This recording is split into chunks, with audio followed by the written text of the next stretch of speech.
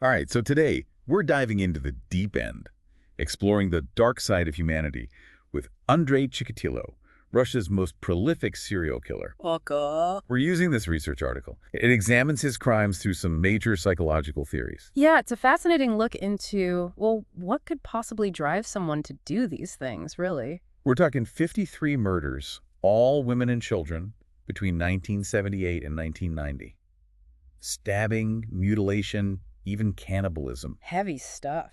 And you know what's interesting is we can use Chikatilo's case to understand what really defines a serial killer. Oh, so there's debate about it. I thought it was pretty clear-cut. Well, the FBI had their definition, but more recently, researchers are aiming for like a unified definition, for both legal and research fields. Makes sense. Get everyone on the same page. Right. See, earlier definitions focused on the number of murders, the cooling off periods, all that. But newer definitions emphasize the motive, the killer's motive, like personal gratification. Ah, so like a sense of power or even sexual satisfaction. Exactly. And sadly, Chikatilo fits that to a T. Chilling.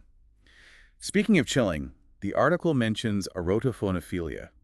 What in the world is that? Basically, it's a paraphilia, a sexual deviation. It means the person gets aroused, gets gratification from the act of killing. Oh, wow. Chikatilo even admitted to achieving orgasm during his murders, and his stabbing rituals, they seem to be like specifically designed for that purpose. That is incredibly disturbing. I mean, where do we even begin to try to explain that? Well, there are some major psychological approaches we can look at. One is the behaviorist perspective. It says that behaviors are learned through reinforcement. Like if something makes you feel good or helps you avoid pain, you're more likely to repeat it. Precisely. And Chikatilo's case, sadly, it's like a textbook, albeit a tragic one, example of this. The guy had a history of erectile dysfunction, which he found incredibly humiliating. Okay. Yeah, I can see how that would be. So the article suggests his first murder, where he was finally able to, achieve orgasm through violence, that might have created this powerful reinforcement loop. So like a terrible twisted form of operant conditioning. Exactly. This specific action gets tied to a specific outcome. But wouldn't behaviorists then argue that he basically learned to be a killer through those experiences? Possibly. But behaviorism alone doesn't really give us the whole picture. Like, it doesn't explain what got him on that path initially. Yeah, it's like it could explain addiction, but not why someone tries a drug that first time. Exactly. So we need to look at, the psychodynamic perspective, which is all about the unconscious mind, Freud and all that. Oh, okay. The id, the ego, superego, battling it out. You got it. So this perspective suggests that Chikatilo might have had these deep, unresolved conflicts, especially around sexuality. Think about it, the impotence, those attempts to impregnate his wife with objects, and then, well, his whole fixation on arousal through killing. So like his id was just running the show. Yeah, you could say that. Yeah. Then you've got the Oedipus complex, that Freudian theory. A son develops these unconscious desires for his mother, rivalry with his father, all that turmoil. Okay, I remember that one. But how does that relate to Chikatilo? Well, some theorize that he might have been unconsciously projecting his rage, his unresolved issues onto his victims, especially since they're all women and children. Ah, so like a symbolic mother figure. Yeah. And there's the whole idea of displaced aggression. He can't confront the real source of his trauma, so he directs it somewhere else. And his childhood, definitely traumatic. Reports say his mother was raped by German soldiers, maybe even in front of him. He was bullied, possibly abused by his own mother. That's awful. But, not everyone who goes through terrible things becomes a serial killer. Right. That's one of the criticisms of Freudian theory, right? It's like you can put too much emphasis on childhood, like it determines everything without acknowledging individual choice. Can't be that simple. Exactly. So we've got behaviorism, we've got the unconscious mind, and then there's another piece of the puzzle, his military service. 3 years in the Russian army. Speaking of learned behaviors, you think that could have played a role? It's possible. You have to think about that environment. Dehumanizing the enemy, seeing violence as a necessary tool. For someone already struggling with inner turmoil, that could have a serious impact. I guess the army could have been where those tendencies were almost, encouraged. Potentially. But his first murder wasn't until 18 years after he left. Right, that's a big gap. It is. But the effects of those kinds of experiences, they don't always show up right away. And then there's the humiliation factor. This article, it mentions how Chikatilo felt humiliated his whole life. Bedwetting as a kid, the erectile dysfunction. So killing, it was a way to feel powerful again. Maybe. A way to prove his worth in a world that constantly made him feel less than. And that actually ties into Adler's concept of the inferiority complex. Oh, right. Where people who feel inferior strive for power to compensate. Exactly. So all these things, his psychology, experiences, it all seems to come together.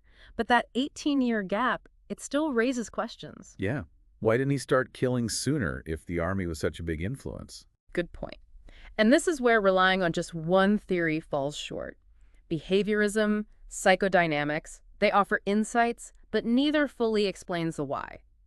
So where do we go from here? We've got these pieces, but it's not a complete picture. Well, that's where Chan's integrated model of sexual homicide comes in. It brings together elements of social learning theory and routine activities theory. This sounds promising. So tell me about this unified theory.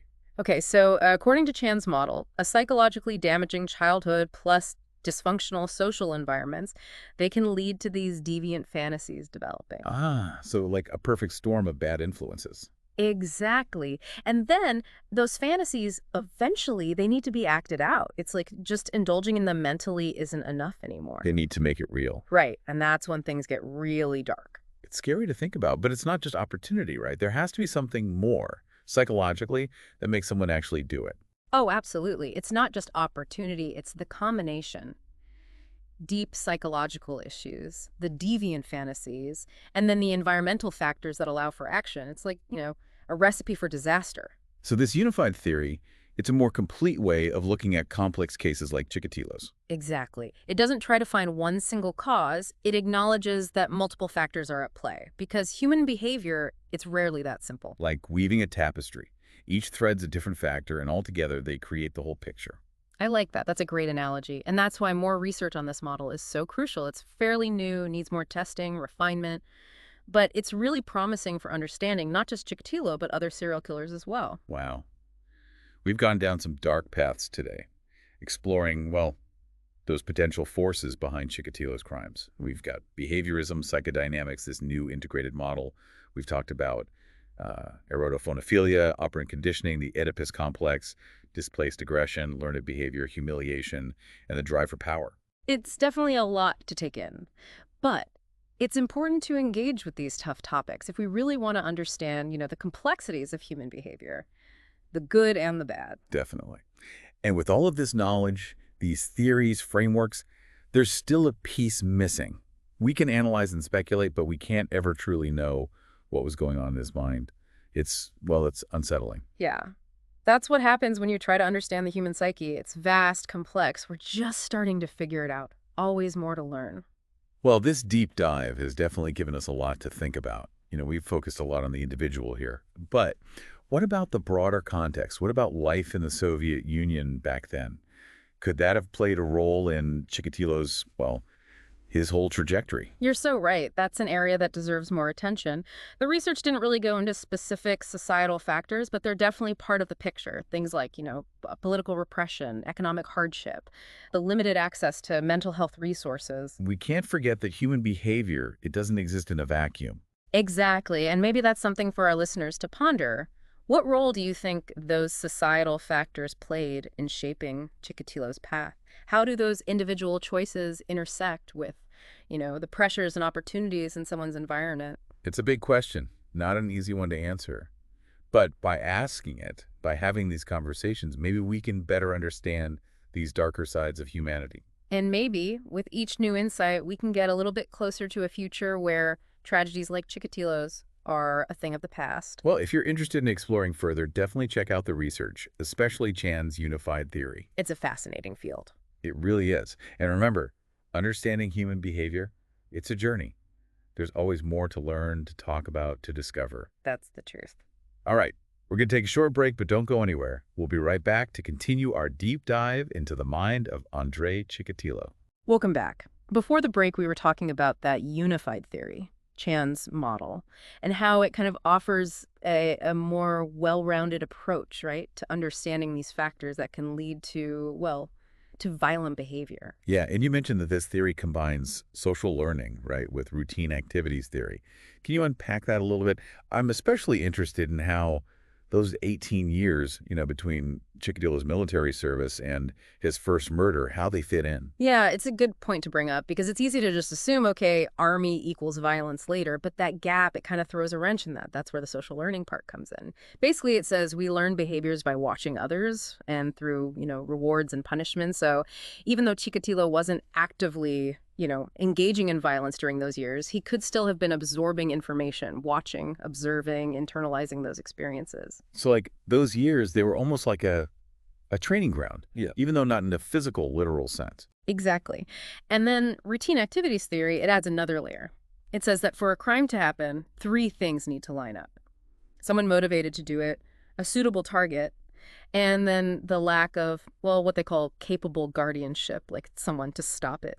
So in those 18 years, maybe Chikatilo had the psychological motivation, but he didn't have a target, or he couldn't act without being caught. So maybe those years weren't about a lack of motivation, but more like waiting for the right time. Yeah, definitely something to think about. And then you can't forget the role of those deviant fantasies. Remember, we talked about that pressure cooker analogy, those dark thoughts just building over time. It's very possible that during those 18 years, he was, well, living out those fantasies in his head, rehearsing them, elaborating on them, pushing the boundaries further and further. That's a chilling thought. It makes you think about, like, how do we even identify people who might be on that path before they act? What are the signs? That's a really tough one to answer. I mean, there's no one-size-fits-all profile, no checklist to guarantee who will and who won't become violent. But, there are some things to look out for. Fascination with violence, history of cruelty to animals, being isolated, having trouble with relationships. So early intervention seems crucial. But how do we create a society where people feel comfortable asking for help? When they have these disturbing thoughts. There's still so much stigma around mental health, especially when it comes to things like violent fantasies. No, you're absolutely right. We need to change how we talk about this. It shouldn't be about fear and judgment, but understanding and support. Imagine if, someone struggling with these dark thoughts, they could reach out for help without shame, without being afraid they'll be punished. That's a really powerful idea. And it goes back to what we were saying about those societal factors, Yeah. right? It can't just be about individual psychology. We have to create environments that support mental well-being. Exactly. It's about addressing the root problems, the poverty, the inequality, lack of mental health resources. If we can create a more just, a more equitable society, I think we'll see less violence too. So it comes full circle. That web of interconnected influences, the person, the environment, the opportunities, it's all tied together. Yep. And unraveling that web, understanding those connections, that's how we can truly make a difference. It's not just analyzing the past. It's about using what we learn to create a safer future, a more compassionate future. This conversation has been really eye-opening. It's challenged how I think about these cases. It's easy to focus on the horror, call someone a monster, but it's way more complicated than that. Yeah, and that's one of the problems with focusing too much on just the individual's problems, right? It leads to stigma. People don't want to seek help. We need to move past those simple labels and really engage with all the nuances of human behavior. And that's why deep dives like this, they're so important. They encourage us to think, to go deeper. Absolutely, and I hope that's what our listeners are getting out of this. It's not about saying violence is okay. It's about trying to understand it so that we can prevent it. Well said. And I think on that note, it's about time to wrap up this deep dive. We've gone through Chikatilo's crimes, unpacked behaviorism, psychodynamics, looked at Chan's integrated model. We even touched on, erotophonophilia and the possible impact of social and environmental factors. Yeah, it's been quite a journey. It really has. And thank you so much for being here, sharing your knowledge with us today. Of course, it was my pleasure. And to our listeners, we really hope this deep dive has got you thinking differently about the complexity of human behavior. Keep digging into the research we've talked about.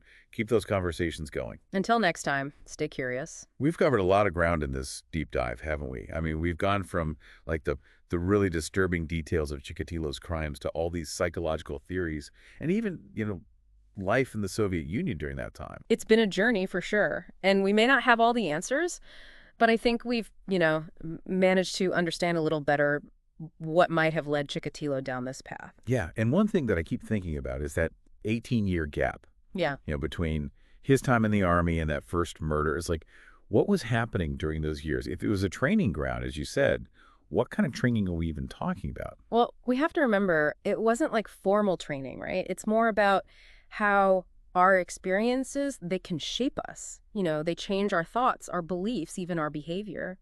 So during those 18 years, Chikatilo might have been exposed to violence, maybe directly or indirectly, like through the news, stories, even just everyday life. And that kind of exposure, it can desensitize you to violence. It starts to feel normal, not so shocking. That's a disturbing thought. So it's not just about learning specific skills, but like your boundaries shift. What's acceptable and what's not, those lines start to blur. Exactly. And then there's the role of, fantasy. Remember that pressure cooker analogy? Um, Those deviant fantasies building up over time? Well, it's possible that for 18 years, Chikatilo was living those fantasies out in his mind, rehearsing them, adding to them, and, well, pushing those boundaries further and further. wow. That's that's terrifying to think about. This whole secret world, hidden within what seems like a normal life. And I mean, it makes me wonder, like, how can we identify people who might be on this path before they actually do something? What should we be looking for? That's the million-dollar question, right? I mean, there isn't just one profile, no checklist that says, okay, this person will become violent. But there are some red flags. A fascination with violence, maybe a history of being cruel to animals, social isolation, trouble forming relationships. So early intervention seems key, but how do we make it so people feel okay asking for help? When you're having these kinds of thoughts, there's so much stigma around mental health, Yeah. especially when it comes to things like violent fantasies. Yeah, that's so true. And it needs to change. It shouldn't be about, being afraid or judging people. It should be about trying to understand and support them. Imagine if someone having these dark thoughts could just reach out, get help without feeling ashamed, without being afraid of getting in trouble. That would be amazing. And it connects back to what we talked about, those societal factors, right? Yeah. Can't just be on the individual. We need to create communities where people feel supported, where Yeah. mental health is, taken seriously. Exactly. It's about addressing the root causes, right? The things that contribute to violence, poverty, inequality, limited access to mental health care. If we can make society more just, more equal, I think we'll see less violence overall. It comes back to that idea, that web of influences. You've got the person, their environment, the opportunities, and they all affect each other. That's it. Yeah. And trying to understand that web, those connections, that's the key to making a real difference. It's not just about the past. It's about using what we learn to create a better future, a safer future, a kinder future. Well, this deep dive has been incredible. It's really challenged my own thinking. And honestly, I'm left feeling, well, a little bit of both. Hopeful, but also, wanting to learn more, to Yeah. do more. I get that. And that's the thing about knowledge, right? It can be uncomfortable, but it's also powerful. So to everyone listening, we hope this deep dive into the mind of Andrei Chikatilo has, well, made you think too. Remember, the conversation doesn't end here. Keep learning, keep questioning, keep those minds engaged. Until next time, stay curious.